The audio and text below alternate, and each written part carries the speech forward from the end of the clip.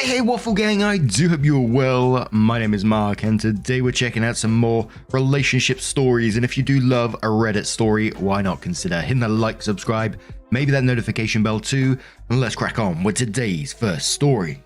Much love, guys. Now, today's first story comes from a deleted user who says, "Our threesome broke me. Female 35, male 37. Throwaway. Even though I'm absolutely certain my husband would figure out it's about us if he ever came across this post. Also, before I get started, I am not interested in leaving my marriage. Our relationship is otherwise loving, respectful, kind, and balanced." Now to the story. This turned into a long diary-like post. My apologies for the length. Me, 35 female, him, male 37, married 16 years. We had a threesome. 2 actually, with the same person. I set it up.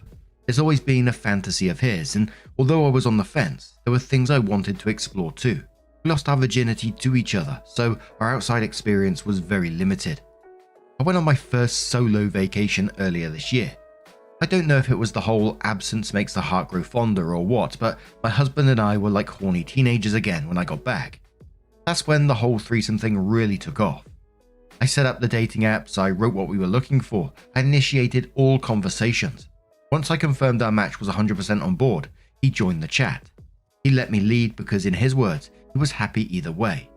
I've always been bi-curious, and he's fantasized about threesomes. Seemed like the only way to flesh it out. We met a few women in person. Our approach was conservative. Talk, go on a date, go from there. Everyone was great about discussing boundaries, and I felt safe.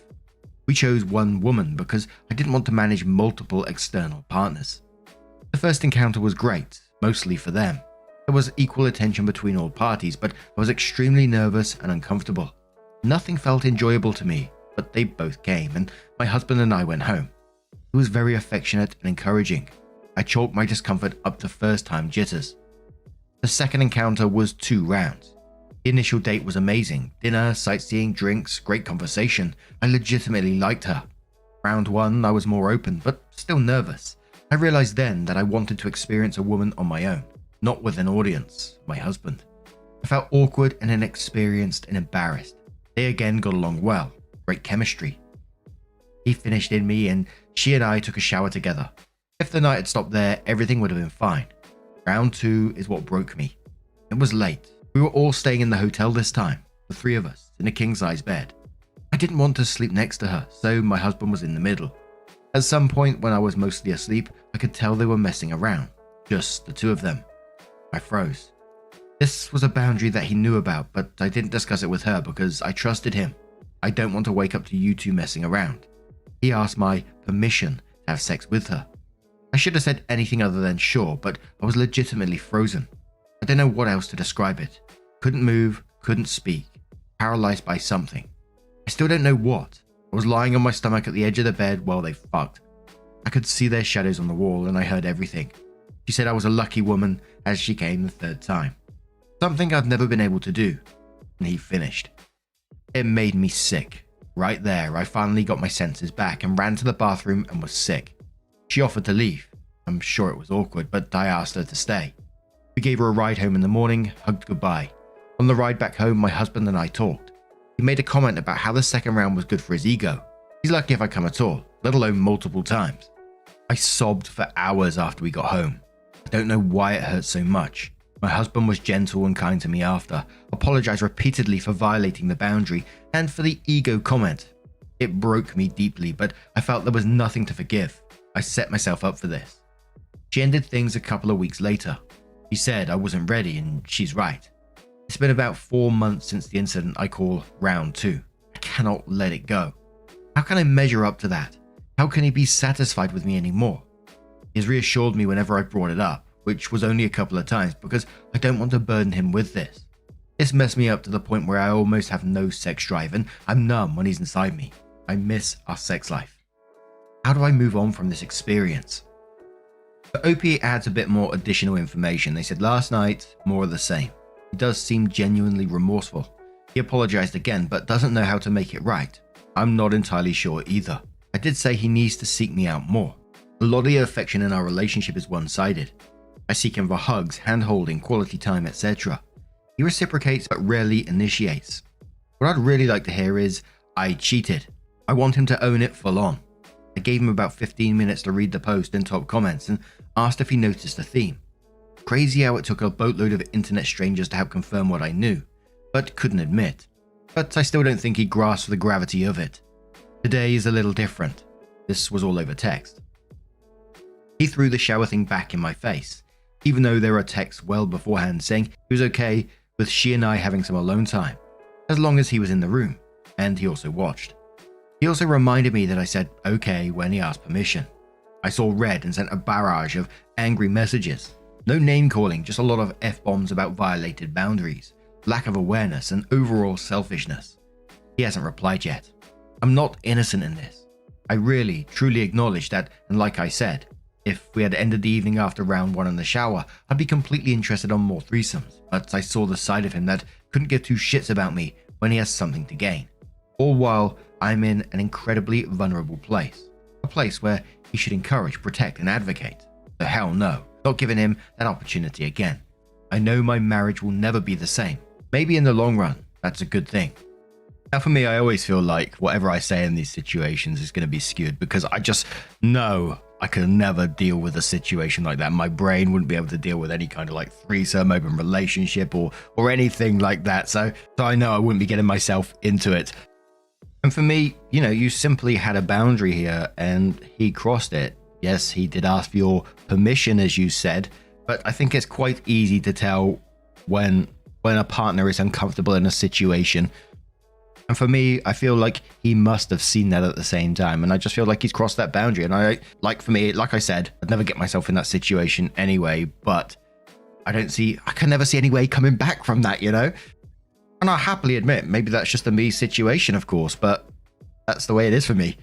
Just remember, all cap says, I think your body is trying to tell you something. In quotes, I was extremely nervous and uncomfortable. Nothing felt enjoyable to me. I was more open but still nervous. I felt awkward and inexperienced and embarrassed. I froze, paralyzed by something. Ben says, this just isn't for you. You shouldn't force your body to do this anymore. Next commenter says, in quotes, it was a fantasy of his and I was on the fence, and then says, for the love of God, why do people have threesomes if they aren't 100% into the idea? Even then, it can irreparably fuck up a relationship. If one party isn't 100%, it's almost a guarantee. I don't think this is something you can move on from. You'll just have to live with the knowledge of your husband having sex with and enjoying different women. Susie Salmon says, would just like to say, coming from someone who's had almost the same thing happen to me, it doesn't even get better in your head. The feeling of deep betrayal never goes away. The only thing that changes will be how your husband goes from caring and apologetic to annoyed that you'll still be hung up on it for a long time. If you don't plan on leaving your marriage over your own husband breaking the boundaries you set in place, you have to come to terms with yourself knowing that you will have a thorn in your side forever. And one more comment from Glad Regret, who says, this will probably get buried, but you probably need to treat this like he cheated on you. Because he did. Before he asked you to have sex solo with her and you said sure out of panic. He was fooling around with her. Yeah. He broached your trust the same as any other betrayal. He's shown a selfish side that I'm guessing you weren't 100% aware of. So add to the betrayal. You lost some respect because he was disrespectful. So to get over that, you both need to call it what it was and work through it as cheating. It will be uncomfortable and awkward. I see you're a people pleaser, so it's going to be work for both of you. Sorry your good time got marred by round 2. It sucks that you thought you had the security to explore and his selfishness shot that to hell. Hope you're able to get back to happy and exploring your sexuality. The OP comes in with their update and says, I deleted my original posts, but I'm sure it lives on somewhere. Long story short, I came to Reddit 2 weeks ago to hash out some feelings I had following our female-female-male threesome. July 2023. My husband broke a boundary by having a twosome with the other woman that started while I was sleeping. It felt like infidelity right in front of my face. Thousands of people reacted to the post, most stating that his actions were cheating. Another large portion believed I gave consent because my husband asked my permission and I froze and did not say no. Many people called me stupid. I can understand all perspectives. I agree it was cheating. You don't ask to change a boundary in the act of breaking it. He understands that now. Hindsight is 2020. While I disagree with him believing he had consent, I forgive him. He has since genuinely apologized and is remorseful. I agree that a threesome was stupid for us to do and that none of us three was ready for a threesome. I lack a spine and they lack impulse control. In my original post I said our marriage was otherwise good. I truly mean that. We're not perfect, but our relationship was respectful, kind, loving, and balanced. We discussed the threesome for months, going over feelings and potential negative outcomes, but felt the benefit outweighed the risk. Stupid, I know. Again, hindsight is 2020. I spoke with a marriage counselor. I explained how I feel traumatized, how my body doesn't respond to my husband since that night, and how I desperately want to stay and leave at the same time. I started looking at apartments and embraced the thought of having space to heal, but my heart was breaking too. In a nutshell, the counselor said leaving is the easy thing to do. She didn't blame me for wanting to walk away. The pain is real and living like this is hard. The harder thing would be to stay and work to repair the damage and rebuild the trust that we had for so many years. I'm going to lose a ton of karma for saying this, but I choose to stay and rebuild. My marriage is worth saving and my opinion matters more than the words of strangers. I will continue individual therapy and we will see a marriage counselor. And no more threesomes. What a shit show. And many speculating that this one just isn't over as yet, questioning about how things move on in the future. Will the husband want more threesomes, want to still explore his sexuality, etc., etc. But now I'm going to turn this one to you guys. What do you guys make of this situation? Let me know your thoughts down in the comments below, and let's move on to another story. And our next story comes from The Unpolitical, who says, friend lost out on winning a $1,000 lotto ticket because of me. He's crying over money, and I don't feel guilty. And this was split across two subreddits, Off My Chest and Casual Conversation. It starts. I'm part of a specialized friend group where we all share the same hobby. Not really a hobby, but I don't want to give out personal identifying information if I state what it really was. I was really excited to join this group as I've been an avid hobbyist for over 6 years. I got to meet the entire group, minus Mike, and we all got along great. It was an easy transition into the group and I was having a ton of fun. Finally, about a month after joining, I met Mike. Mike was okay. Pretty tough to get to know, like pulling teeth, but I just kind of ignored it and kept moving on with everyone else. Meanwhile, Mike was really inconsistent with showing up to the twice-a-month group meeting, so I didn't really get to know him. Throughout the years, Mike had an infamous birthday party that he would invite the group to, except for me. The first year I was okay with it because I had just joined and was about 2 weeks in. Second year, I forgot about it until everyone was talking about it and then asked me why I didn't go. Well, I wasn't invited. Third year, same thing. I wasn't invited. So that one stung a little and I made it my mission to really try to get to know him a bit more. However, it was never reciprocated and proved to be a difficult task. The problem was the guy runs hot and cold. He's overly dramatic on some days and quiet as a mouse on other days. One time he'd get mad if you hug him. Another time he'd be in your face all excited, telling you the latest new gadget he got. And the next time you see him, he's the complete opposite. Super huggy and barely talks. You'll ask him questions about himself and he will either give you one word or vague answers. This is not just to me, but to everyone, and you never know which Mike you will get on any given day. I finally asked the group about him and their thoughts, and they all said exactly what I said down to the letter. I followed up with, why is he with this group? Technically, he was with the starting group members and has never left, so everyone just tolerates him. For our meeting just before his birthday, I got him a card and wrote him a nice sentiment, and bought a $10 worth of scratchers. Bought it with me and he didn't show. Came home, told the hubby that I was disappointed and a little mad that once again he doesn't show and that holds back the group dynamic for the evening. Also, he wasn't there for the third time in a row, which is also a rule break within the group. But out of my frustration, I decided to scratch them off myself. To my surprise, every card was a winner. Technically won $1,012. I was so excited. This is the 4th year and he celebrated his birthday month in August. Didn't invite me again, but at this point I'm no longer offended or hurt by it. I didn't want to go. It's almost mid-September and he's endlessly complaining on social media right now on how broke he is from the 2 parties he threw. Now his card needs repairing, totaling $1,000, and he's basically crying for anyone to donate some money. I keep laughing at his posts because had he shown up to our meeting, he would have had the money to pay for his car repair. Also, no one in the group knew I bought a card and that I had some winning lotto tickets. A relevant comment from that post that says, he wrote in our private group chat asking for some financial help. I responded, I'm praying for you right now. Honestly, if he was a nicer person, I would have held onto the card and lotto tickets for him. We have a meeting tonight and he's not going even though someone offered him a ride. Someone's mentions a comment about they should tell him and OP says he seems like the type that would hold a grudge or go off on a rant about how he is owed the money. Again, he's super dramatic, and there is no telling how he will react to the news. The OP does update their post and says, not sure if anyone remembers or cares about my previous post from a few months back, but I have an update. One of the updates that happened in my previous post was that his aunt gave him $1,500 to get his car fixed. He went shopping and bought a dog and a $200 outfit. So he still doesn't have a car, but I belong to his social media, and he easily gets around town and out of the city, so he has some type of transportation. But I know it's not his own car that needed repair. Now, onto an update that happened Wednesday. So this past week, our Secret Santa gift exchange. Wouldn't you know it, I got him and he got me. He didn't show up, so now I'm without a gift exchange. I just said in my head, screw it. I was prepared for this and bought something that I liked, which were more lottery tickets. I scratched them off in front of everyone and won $75. Super exciting. Everyone blasted it on social media. He contacted me this morning saying that he couldn't make it last night because his dog was sick and he had my gift ready. He was excited to receive the $75 because he really needed it. I didn't respond. Meanwhile, he posted on social media that he was out with friends that night, so I guess he forgot that we are connected on social media. Last night, we had a special meeting that was pre-planned for months. We did the Secret Santa exchange earlier in the week because we knew we wouldn't be able to celebrate it last night. He shows up, gives me a big hug, chit-chats in the most friendliest way ever, which he has never done with me before, so it looks and feels like someone completely sucking up. He eventually asked me directly for the money, and doesn't even have the gift he's supposed to give me with him for the exchange. Not like he had a backpack or a bag that it was in. He says, okay, great, so where's the money I was to win for my gift exchange? I said, oh, don't worry about the gift exchange, I'm fine, and I walked away. That's all I said. It didn't even make complete sense to me when I thought about it later, but it left him dumbfounded. He tried to complain about it to the others in the group, but they were just not having it.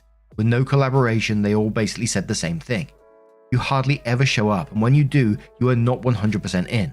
You rarely talk to OP when she is here, and now you want her to hand over $75 for a gift you were not even here for. She had nothing to open and was left out. She owes you nothing. I have a feeling that this will not be the last I will hear of it, but I will stand my ground. Thanks for reading. On the back of that one, someone says, the gall of someone to turn up and ask for money, all for just $75 as well. No shame at all. OP responded saying, lol, that's how I felt. We've had somewhere around 9 meetings since my last post, and he only came to one. The one where we all picked Secret Santa names. For him not to show up was not surprising because he's insanely infrequent, but it did suck that everyone had a fun gift to open but me. I was really looking forward to it, but I had no issues with enjoying mine, and I still had a really great time that night. Someone says, I wonder what kind of reaction you'd get if he knew about the $1,000.